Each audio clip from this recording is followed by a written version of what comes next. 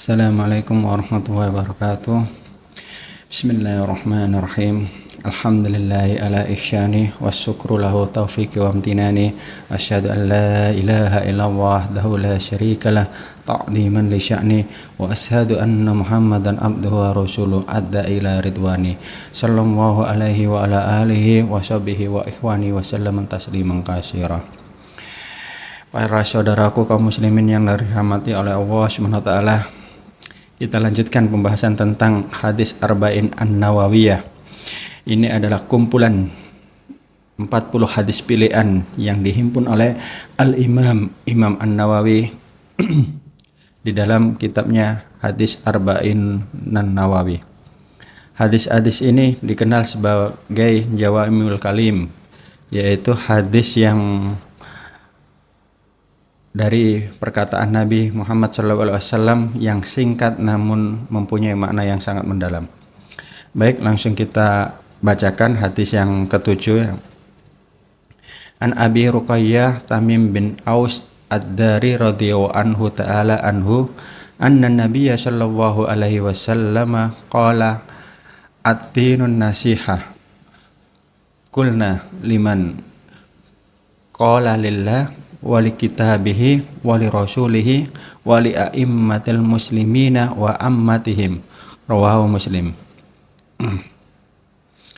Dari Abu Ruqayyah Tamim bin Aus Ad-Dari radhiyallahu anhu ta'ala, ia berkata bahwasanya Nabi Muhammad SAW bersabda, ad-dinun nasihah, agama adalah nasihat.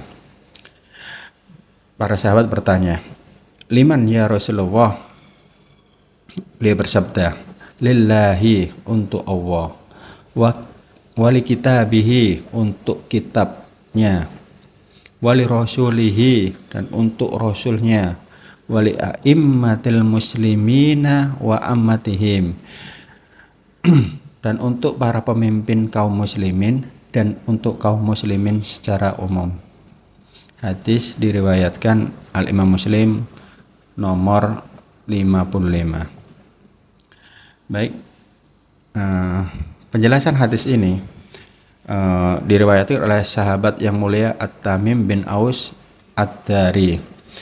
Beliau mempunyai kunyah dengan nama Abu Ruqayyah. Ini menunjukkan sunnah dari para salafus soleh, bahwasanya seseorang muslim boleh berkunyah dengan anak perempuan, anak laki-laki, atau hal-hal lain yang disukai atau melekat pada dirinya. Sebagai contoh Abu Hurairah, nah, itu nama kunyah untuk beliau Abdurrahman bin Syakr. Nah, itu Abu Hurairah, bukan nama dari anaknya. Begitu juga Abul Hasan Ali bin Abi Thalib, dia juga mempunyai kunyah yang sangat dia cintai, yaitu Abu Turab. Istilahnya bapaknya tanah gitu. Baik, beliau sahabat mulia Tamim bin Aus, ia masuk Islam pada tahun 9 Hijriah bersama dengan delegasi kaumnya. Sebelumnya beliau beragama Nasrani dan dia dikenal sebagai ahli ibadah dan seorang rahib yang memiliki pengetahuan yang sangat mendalam tentang kitab-kitab sebelumnya.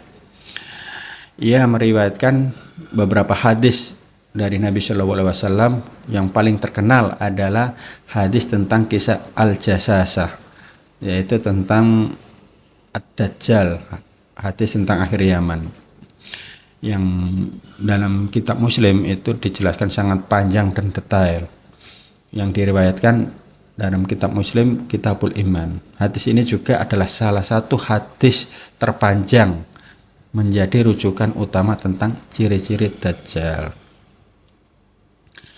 Beliau sahabat mulia At-Tamim bin Aus wafat pada tahun 40 Hijriah. Ada ulama lain yang mengatakan bahwa dia wafat tanggal 41 Hijriah. Ada juga yang mengatakan 39 Hijriah di Bait Jibrin, yaitu yang mungkin sekarang adalah negara Palestina. Dalam usia yang sangat tua di kalangan umat manusia ya. Dia wafat di usia 80 tahun. Dia salah satu sahabat yang terakhir meninggal di kota Syam. Kesimpulannya, sahabat mulia At-Tamim bin Aus Ad-Dari radhiyallahu anhu adalah seorang sahabat yang mulia, memiliki keistimewaan sebagai ahli ibadah, qori, dan perawi yang sahih tentang kisah-kisah Dajjal atau Al-Jasasa. Ia adalah simbol hubungan erat umat muslim dengan tanah Palestina sejak awal Islam.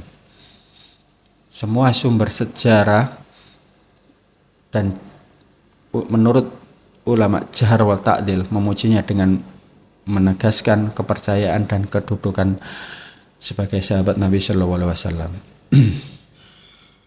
Baik, kita telaah dari kandungan hadis. Ya, dari lafal ini kita memahami bahwasanya hadis ini amat sangat singkat ya dan padat, telah menggambarkan hakikat dan lingkup agama Islam. Agama dibangun di atas nasihat yang tulus, murni kepada Allah, kepada kitabnya, kepada Rasulnya, kepada pemimpin dan sesama muslim. Nasihat bukan sekedar ucapan, tetapi merupakan sikap hati dan perbuatan yang mencerminkan keinginan yang kuat untuk kebaikan dan perbaikan dalam seluruh aspek kehidupan beragama. Dalam metode pengajaran Nabi, ketika Nabi Muhammad SAW mengucapkan ad-dinun nasihah, para sahabat langsung bertanya, untuk siapa ya Rasulullah? Ini adalah suatu metode pengajaran dari Nabi Muhammad SAW untuk menarik perhatian para sahabat-sahabat beliau dan membuat pendengarnya fokus, sehingga penjelasan beliau lebih melekat dan komprehensif. Terkadang beliau juga menggunakan teka-teki atau analogi. Baik, kita bedah. Yang pertama kata ad-din. Ad-dinun nasihat, ad-din. Ad-din sendiri berasal dari kata bahasa Arab secara bahasa dana yadinu dinan, yang bermakna at-ta'atul wal inqiyad, yaitu ketaatan atau kepatuhan. Juga bisa bermakna al-jaza'u wal mukafa'atu, yaitu balasan atau ganjaran. Seperti Maliki Yaumiddin, yang merajai hari pembalasan. Ad-din disebutkan din, ini merupakan sistem yang harus ditaati dan diikuti serta mengandung konsekuensi balasan. Sedangkan menurut istilah yang dimaksud itu adalah Islam. Islam ad-din yaitu agama Islam. Secara keseluruhan mencakup syariat, akidah, ibadah, muamalah, dan akhlak. Al-Imam An-Nawawi rahimahullah ta'ala mengatakan maksudnya qawamuddin wa amahu, penegak dan tiang agama. Kata kedua an-nasihah. Ad-dinu nasihah. An-nasihah berasal dari kata nasoha syai'un, sesuatu yang murni atau ketulusan. Misalnya nasohal asal, memurnikan madu. Lawan kata dari nasaha yaitu hisyu, kecurangan. Sedangkan makna secara istilah iradatul khairi lil mansukhi lahu, yaitu menghendaki kebaikan bagi pihak yang dinasihatinya. Ini adalah definisi yang dirangkum oleh para ulama seperti Al-Imam Ibnu At-Thahir dan Ibnu Rajab. Ibnu Rajab menjelaskan nasihat adalah kata yang mencakup semua yaitu menghendaki kebaikan bagi yang dinasihati dengan sikap kemampuan. Al-Imam Al-Khattabi mengatakan pokok makna nasihat adalah khulusu syai'in minasyawaib, yaitu kemurnian sesuatu dari kotoran. Maksudnya yaitu membersihkan niat dan amal untuk setiap pihak dari kelima pihak ini yang disebut dalam hadis. Ya, maksudnya dari kelima pihak itu kepada Allah, kepada kitabnya, kepada rasulnya, kepada pemimpin dan sesama muslim. Jadi jika kita tarik mana kesimpulan, berarti an-nasihah secara istilah adalah sebuah tindakan atau perbuatan yang murni ditujukan untuk mendatangkan kebaikan, manfaat, dan perbaikan bagi pihak yang dinasihati, serta menghindarkan dari keburukan dan kerusakan.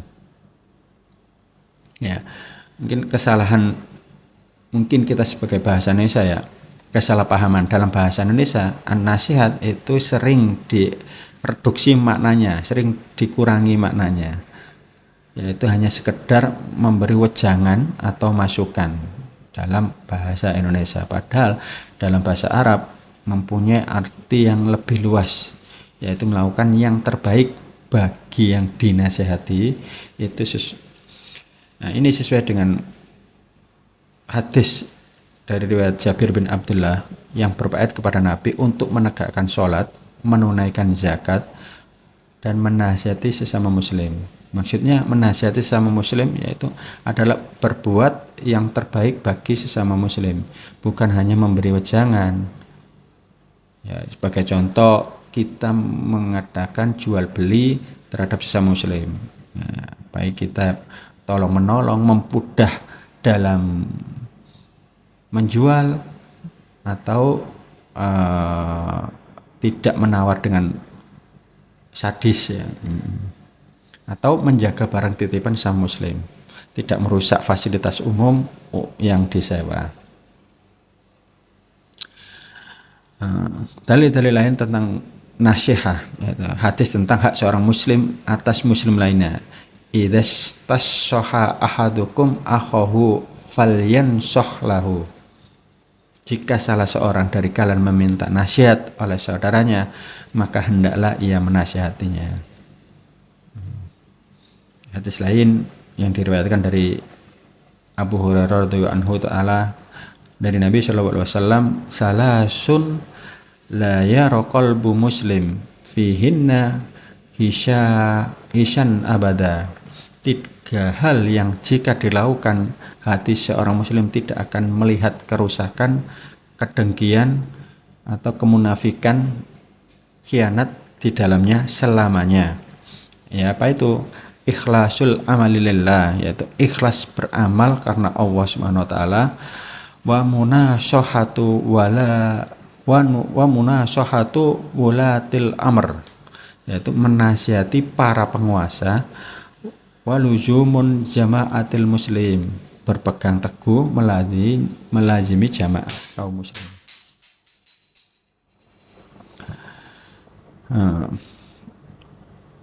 Dakwah para nabi dibangun di atas nasihat. Dakwah para rasul seperti Nabi Nuh, Nabi Syaleh, Nabi Syuaib, semua dibangun atas penyampaian nasihat karena mereka menginginkan kebaikan bagi umatnya. Mereka berkata di dalam surat Al-A'raf, ya, qala ya qaumi laisa bi syafahatun walakinni rasulun min rabbil alamin. Uballighukum risalati rabbi wa ana lakum nasikhun amin. Nah, ini kata wa ana lakum nasikhun amin. Nah, dia Nabi Hud berkata, wahai kaumku, tidaklah ada kebodohan padaku, tetapi aku adalah utusan Tuhan seluruh alam, Rabb seluruh alam. Aku menyampaikan kepadamu risalah-risalah Tuhanku, dan aku pemberi nasihat yang terpercaya bagi kamu. Nah, ini dalil-dalil Al-Quran bahwa Rasulullah itu dakwanya yaitu selain menyampaikan risalah, dia juga pemberi nasihat bagi kaumnya. Baik, kita kembali ke hadis ini ya, tentang ad-dinun nasiha liman lillah, untuk Allah. Di sini huruf lam di sini berarti lillah, yaitu bermakna ikhtisasu wa tab'id, yaitu kekhususan, bermakna khususan atau pengkhususan. Artinya nasihat itu dikhususkan dan dipersembahkan kepada Allah, bukan selainnya.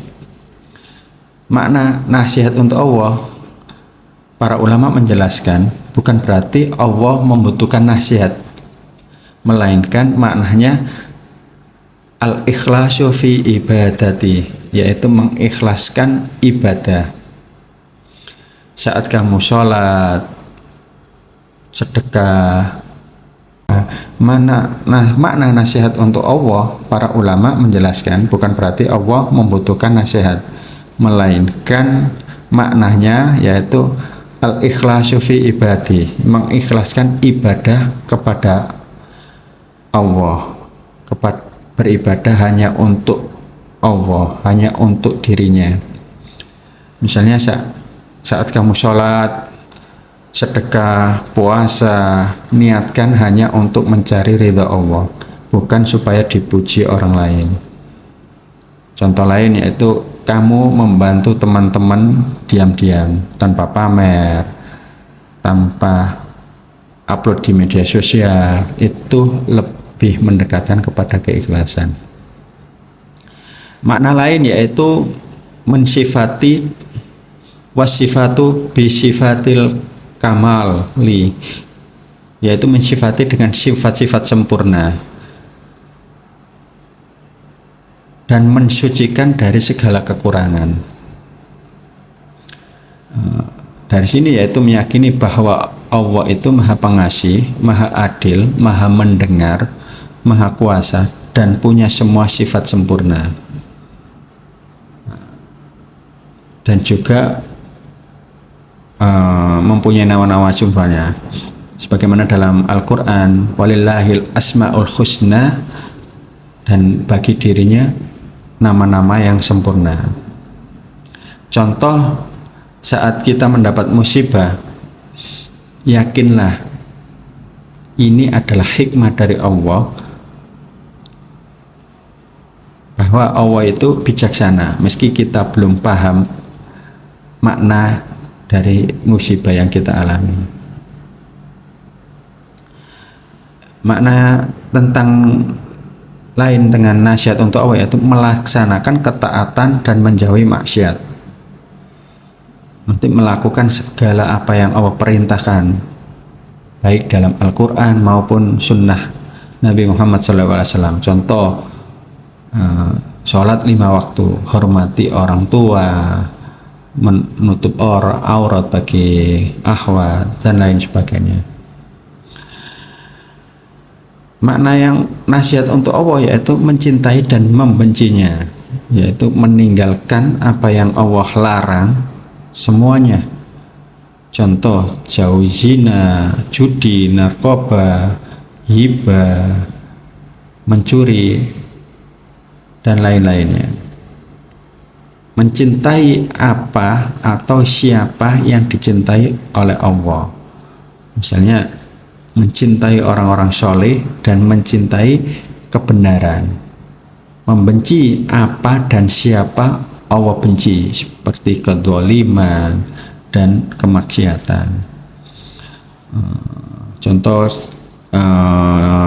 berteman karena agama, atau suka uhibba fillah, bercinta karena Allah, bukan karena popularitas atau hartanya, menolak tawaran maksiat meski dari teman dekat. Makna nasihat lain untuk Allah yaitu mengakui nikmat-nikmatnya dan bersyukur atasnya, yaitu mengakui bahwa semua yang kita punya, nafas, kesehatan, rezeki, itu semua adalah pemberian dari Allah SWT. Cara bersyukurnya bagaimana? Yaitu dengan hati mengakui, lisan mengucapkan alhamdulillah, dan perbuatan menggunakan nikmat untuk ketaatan kepada Allah. Makanya Rasulullah sendiri mengajarkan doa untuk hambanya, Allahumma a'inni ala dzikrika wa syukrika wa husni ibadatik. Ya Allah, bantulah aku untuk bisa berzikir kepadamu, wa syukrika untuk bersyukur atas nikmatmu, wa husni ibadik dan perbaikilah agamaku. Cara bersyukur, salah satu cara bersyukur. Contoh, jika kita bangun tidur, ya kita mengucapkan alhamdulillah saat bangun tidur. Atau saat bersin kita mengucapkan alhamdulillah. Yaitu kita dengan bijak menggunakan uang rezeki itu untuk ketaatan, bukan untuk maksiat, judi, atau beli makanan yang tidak halal. Nasihat yang kedua yaitu wali kitabihi.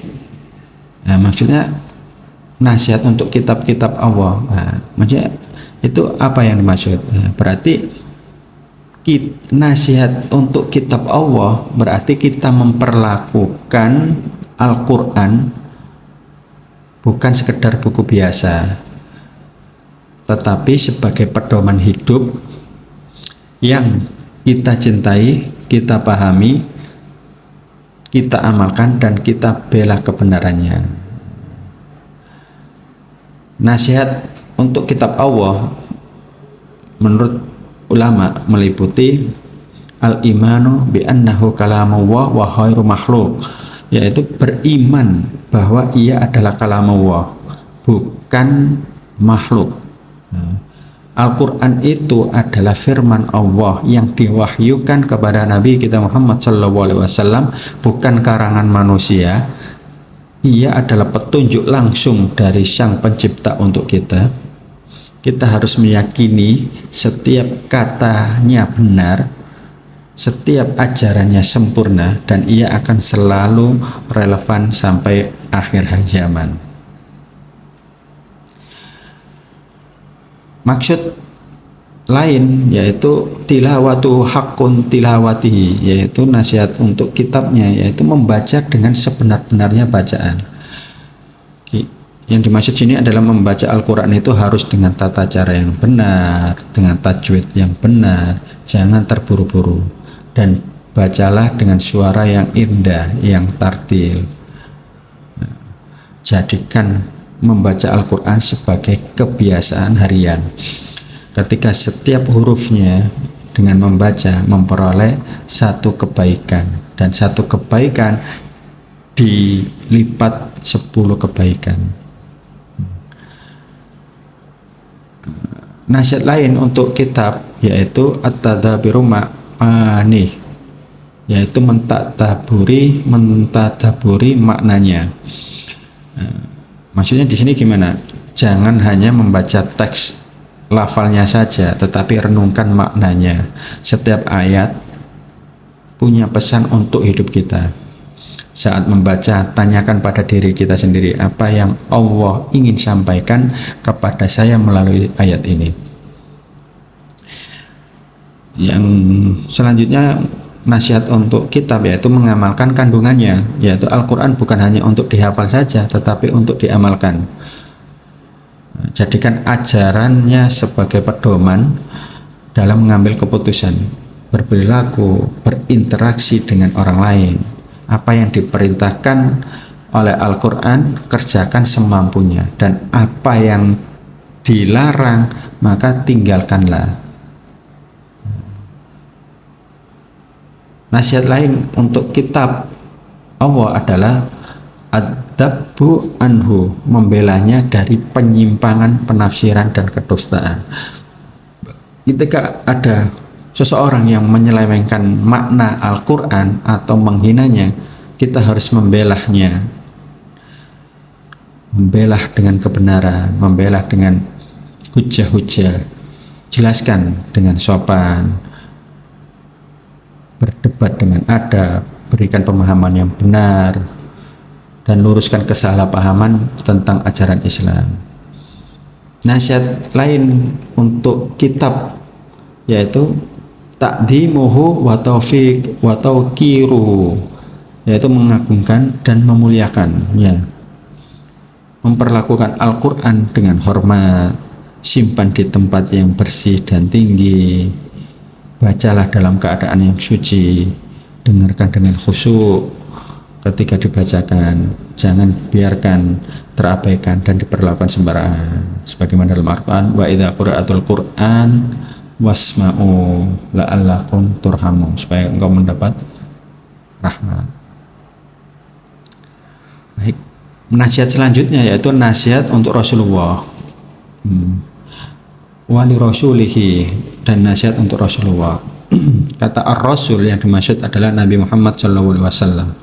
Nasihat untuk Rasulullah SAW berarti kita mengikuti, membela dan mencintai beliau dengan sepenuh hati, bukan hanya dengan kata-kata, tapi dengan bukti perbuatan dalam kehidupan sehari-hari. Dengan mengikuti beliau, kita sebenarnya sedang menyelamatkan diri kita sendiri. Menurut ulama, nasihat untuk Rasulullah yaitu meliputi at-tasdiqu binubuwati, membenarkan kenabiannya.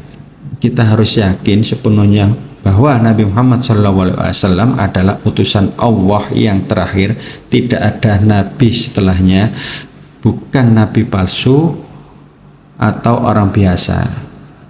Keyakinan ini adalah dasar pokok keimanan kita.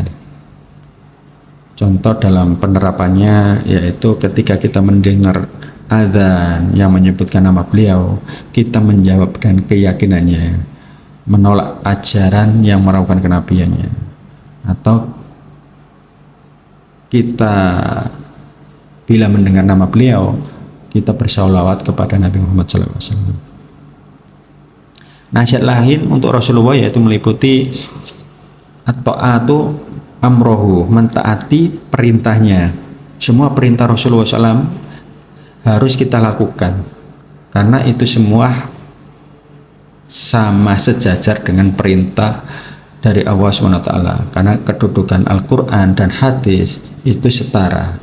Makanya dalam Al-Quran dikatakan ati'ullaha wa ati'ur rasul wa ulil amri minkum.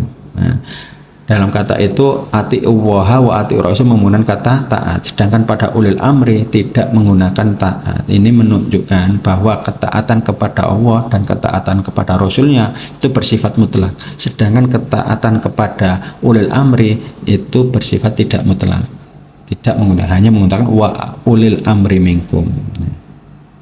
Contoh dalam sholat 5 waktu kita melakukannya dengan tata cara yang Nabi Muhammad SAW ajarkan, sebagaimana dalam sabda beliau, "Shollu kama ra'aitumuni usolli", sholatlah kalian sebagaimana kalian melihat aku sholat. Itu kata perintah kepada Nabi kepada umat, shollu fil amr. Atau bermanasik, Rasulullah bersabda, khudu anni manasikakum, ambillah kalian bagaimana cara aku bermanasik. Berpuasa di bulan Ramadan dengan mengikuti sunnah-sunnah beliau, berbakti kepada orang tua seperti yang ia contohkan. Nasihat lain untuk Rasulullah yaitu berhenti apa yang dilarang. Ketika Rasulullah melarang sesuatu, ini berarti Allah melarangnya juga. Kita harus meninggalkan sepenuhnya. Kalau seumpama tadi mentaati, menjalankan perintah Rasulullah itu menurut sebagian hadis itu semampu kita, karena kita tidak bisa melakukan semua yang diperintahkan oleh Rasulullah. Jadi Rasulullah menyuruh kita untuk melakukan perintahnya semampunya, sedangkan untuk meninggalkan di sini Rasulullah menyuruh untuk secara mutlak, tidak ada semampunya.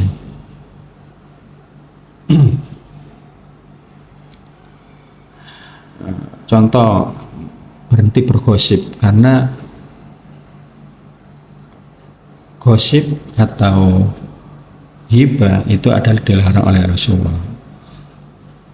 Tidak mengambil hak orang lain, seperti mencuri, korupsi, riswah, dan lain-lain, atau menjauhi zina dan segala cara pendekatannya. Nasihat lain untuk Rasulullah yaitu menolongnya baik saat hidup maupun wafat. Nasru, menolong Rasulullah yaitu membela Rasulullah, tidak berhenti saat beliau wafat, tetapi kita tetap harus membela kehormatan dan ajaran beliau. Contoh saat hidup, para sahabat radhiyallahu anhum melindungi beliau dalam berperang, menyebarkan dakwah beliau. Sedangkan contoh wafat bagi umat setelah sahabat, membela dengan nama baik beliau dan membelanya jika dihina, menjelaskan kebenaran tentang beliau jika difitnah, meluruskan perjuangan dakwah beliau. Nasihat lain untuk Rasulullah yaitu menghidupkan dan menyebarkan sunnahnya, ihya'us sunnah wa nasroha, dan menyebarkannya. Ajaran Rasulullah SAW, sunnah harus kita praktikkan dalam kehidupan sehari-hari dan kita ajarkan kepada orang lain. Contoh, mengajarkan wudhu dan sholat yang benar, mempraktikkan hal-hal yang kecil seperti adab minum dan makan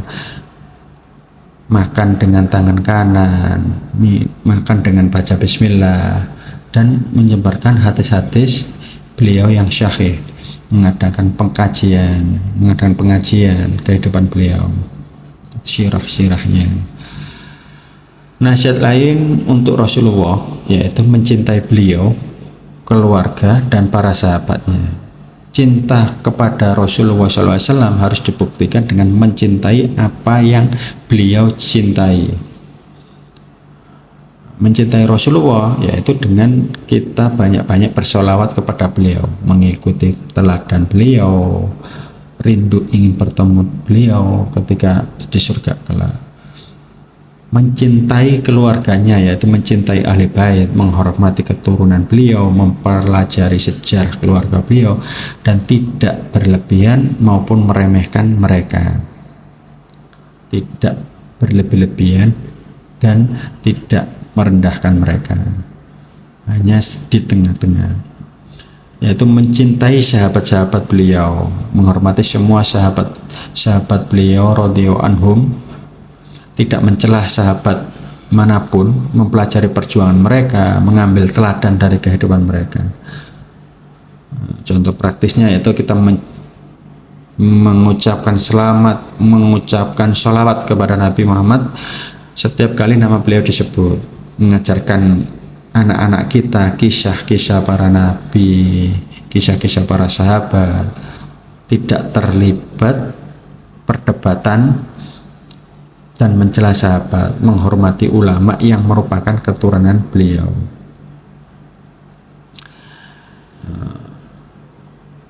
Nasihat selanjutnya yaitu wali a'immatul muslimin, dan nasihat untuk para pemimpin kaum muslimin. Di sini kata al-immah bentuk jamak dari al-imam. Maksudnya al-khulafa'u wal walad wal hukma, yaitu para khalifah, penguasa dan pemerintah. Yang mereka disebut al-immah, yaitu mereka orang-orang yang Allah amanahkan untuk memimpin urusan kaum muslimin. Nah, bisa pemimpin kita, bisa presiden, bisa bupati, gubernur, dan mulai dari tingkat RT, bahkan kita sebagai seorang suami adalah pemimpin bagi keluarganya, sebagaimana dalam sabda Nabi, setiap kalian adalah pemimpin, dan kalian akan dimintai pertanggungjawaban. Presiden adalah pemimpin bagi rakyatnya, dan seorang suami adalah pemimpin dia di dalam keluarganya, dan seorang istri adalah pemimpin di dalam untuk anak-anaknya, dan seorang pembantu adalah pemimpin untuk harta majikannya, maksudnya bertanggung jawab atas harta majikannya, bukan pemimpin. Nasihat untuk para pemimpin dalam konteks ini yaitu nasihat bukan berarti menggurui, melainkan bersifat tulus dan menginginkan kebaikan bagi para pemimpin kita. Nasihat untuk para pemimpin meliputi muawanatuhum alal haq, yaitu membantu mereka dalam kebenaran. Bayangkan dalam sebuah kapal besar, kapten kita tidak bisa bekerja sendiri. Jika pemerintah membuat program yang baik seperti menjaga kebersihan, pendidikan, tugas kita adalah mendukung dan ikut serta mensukseskannya. Nasihat untuk pemimpin selanjutnya yaitu ta'atuhum fi ghairi maksiyah, mentaati mereka dalam hal yang bukan maksiat. Kita wajib mematuhi aturan negara seperti aturan lalu lintas atau taat membayar pajak. Namun jika pemerintah yang jelas-jelas melanggar perintah Allah, perintah Tuhan atau bermaksiat, kita tidak boleh mengikutinya, tetapi tetap menyampaikan dengan cara yang baik. Nah, ini sebagaimana dalam ayat tadi ya, ati'u wa ati'ur rasul wa ulil amri minkum. Nah, ini taat kepada ulil amri minkum itu tidak bersifat mutlak. Jika beliau maksiat, berarti kita tidak taat kepada pemimpin kita. La ta'atin ala maksiatin lillah. Tidak ada ketaatan kepada maksiat kepada Allah. Nasihat selanjutnya untuk pemimpin yaitu tadkiruhum birikin idza qassaru, yaitu mengingatkan mereka dengan lembut jika lalai. Pemimpin juga manusia yang bisa lupa atau salah. Jika mereka keliru, sampaikan kritik dengan bahasa yang lembut, yang sopan. Tujuannya adalah untuk memperbaiki keadaan, bukan untuk mempermalukan atau menjatuhkan harga diri pemimpin. Nasihat selanjutnya yaitu bersabar atas kezaliman mereka, as-sabru ala jawrihim. Menurut ulama, yaitu bersabar atas kezaliman mereka. Jika ada kebijakan yang dirasa tidak adil, kita ajarkan untuk bersabar dan menempuh jalur damai, menghindari kekerasan. Sangat penting agar tidak terjadi kekacauan yang jauh lebih besar dan justru akan merugikan rakyat kecil. Nasihat selanjutnya untuk para pemimpin yaitu ad-du'a'u lahum bis-shalah, yaitu mendoakan mereka agar diberi kebaikan. Seringkali kita sibuk mengeluh tetapi lupa untuk mendoakan para pemimpin. Mendoakan pemimpin agar diberi petunjuk, kesehatan, dan dikelilingi oleh penasihat-penasihat yang baik dalam bentuk ketulusan hati yang paling tinggi. Jika pemimpin baik, maka rakyatmu akan merasakan dampaknya. Sebagaimana perkataan yang sangat fenomenal dari Al-Imam Ahmad bin Hambal, seandainya aku memiliki doa yang mustajab, yang pasti dikabulkan oleh Allah, maka aku akan gunakan dengan tujuan untuk mendoakan itu kebaikan bagi pemimpin, bagi penguasa, bagi presidenku, istilahnya kayak gitu. Subhanallah. Ya, karena kalau doa kita kebaikan untuk diri sendiri, yang menikmati cuma sebagian saja, tetapi untuk doa untuk kebaikan kaum muslimin pemimpin, yang menikmati dampaknya itu adalah seluruh rakyatnya. Nasihat selanjutnya untuk para pemimpin menurut ulama yaitu sahrul la jahron, yaitu menasihati secara rahasia, bukan terang-terangan. Ini nasihat untuk pemimpin, sebaiknya dilakukan secara privat untuk menjaga wibawa mereka dan martabat mereka. Baik, nasihat selanjutnya yaitu nasihat untuk kaum muslimin, sesama muslim, wa ammatihim, untuk semua muslim. Al-ammah maksudnya adalah syairul muslimina minal ulama'i wal awam, yaitu seluruh kaum muslimin, baik ulama maupun orang-orang awam, selain para pemimpin, karena sudah disebutkan sebelumnya. Nasihat untuk kaum muslimin, jika sebelumnya kita membahas hubungan dengan pemimpin, poin ini membahas bagaimana kita bersikap kepada sesama muslim, tetangga, teman, orang tua, saudara seiman di dalam kehidupan sehari-hari. Menurut ulama, nasihat untuk sesama muslim itu meliputi memberi petunjuk kepada mereka untuk kemaslahatan agama dan dunia mereka. Nasihat selanjutnya ya, termasuk meliputi mengajarkan yang bodoh, atau yang itu selanjutnya yaitu menyuruh amar ma'ruf nahi mungkar, mengajak kepada kebaikan dan menjauhi yang mungkar. Nasihat sesama muslim meliputi juga syatrul auratihim, menutupi aib-aib mereka, menutupi aib-aib saudara sesama muslim.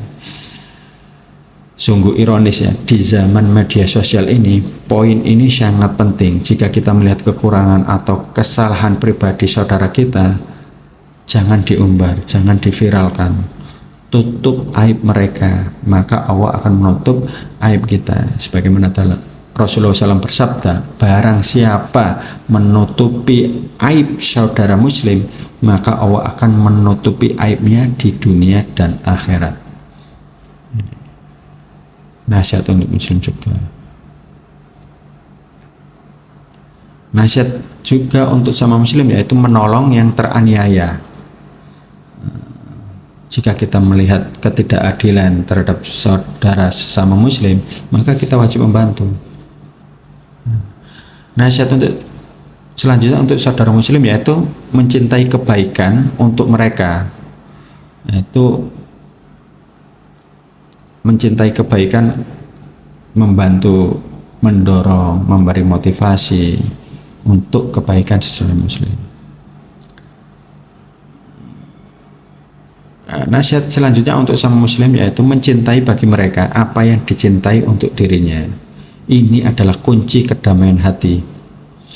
Ikut senang melihat orang lain sukses dan merasa sedih jika orang lain tertimpa musibah. Jangan sampai ada rasa dengki, tidak suka melihat orang senang.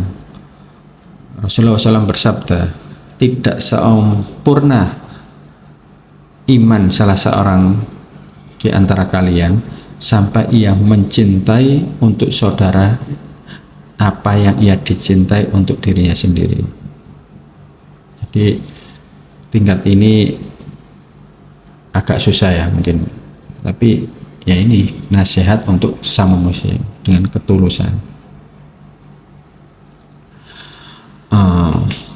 Ini penekanan penting tentang nasihat ya. dalam hadis Rasulullah bersabda ad-dinu nasihah, itu mengandung penekanan yang sangat kuat tentang pentingnya nasihat yang tampak dari beberapa sisi.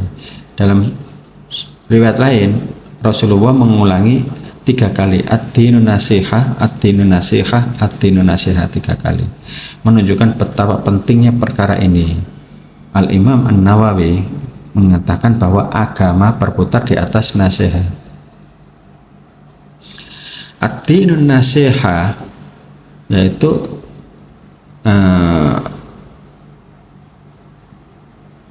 istilahnya seakan-akan agama itu tidak lain hanya nasihat. Ini adalah intisari agama, adalah nasihat. Ini menunjukkan al-ihtimam wal baligh, yaitu perhatian yang sangat besar terhadap perkara nasihat. Materi agama yang luas, agama memiliki materi yang sangat luas, namun ketika Nabi Muhammad menyebutkan ad-dinun nasiha, ini menunjukkan bahwa nasihat merupakan inti atau bagian dari agama. Seperti Nabi mengatakan al-hajju arafah, haji adalah wukuf di Arafah. Padahal haji adalah terdiri dari beberapa rukun. Salah satu ya tawaf, sa'i, mabit di Musdalifah, itu adalah rukun ihram. Tapi kenapa Rasulullah mengatakan al-hajju arafah? Itu menunjukkan bahwa sebagaimana melihat dari hadis ad-dinun nasihat, ini menunjukkan bahwa agama itu ya berisi dari nasihat-nasihat, itu penting. Seperti juga dalam sabda Nabi ad-du'a huwa ibadah, ya, doa adalah ibadah. Berarti menunjukkan bahwa pentingnya doa dalam ibadah.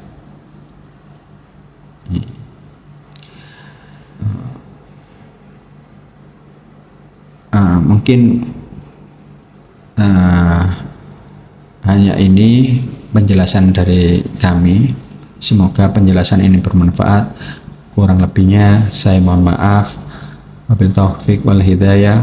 Assalamualaikum warahmatullahi wabarakatuh.